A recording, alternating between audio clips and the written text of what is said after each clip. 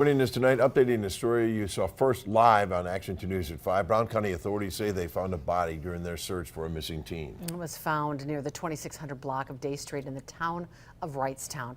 As we've reported, Daniela Itzel Velasquez has been missing since the weekend.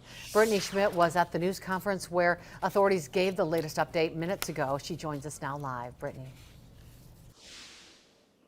Kim and Bill, the sheriff's office is calling Daniela's death a true tragic accident, and they send their condolences to her family as they mourn the loss of a daughter.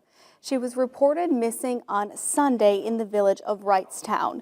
Based on their investigation, the sheriff's office believes Daniela was alone in her vehicle driving around when she crashed her vehicle on an unplowed road between 3 and 6 a.m. Sunday.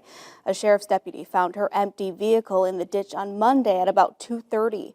Her shoes and phone were found outside the vehicle, while her wallet and keys were found inside. Officials used dogs, drones, ATVs, and snowmobiles to scour about 37 acres nearby. They found her body this morning near an embankment. Investigators do not suspect foul play. Authorities believe at this time, pending an autopsy, that she died of hypothermia.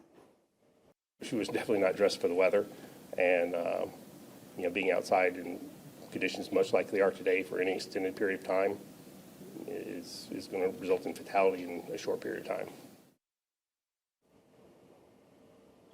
Authorities are continuing their investigation. If you have any information or surveillance video in that area, please contact the sheriff's office. Live from the Brown County Sheriff's Office, Brittany Schmidt, Action 2 News. Brittany.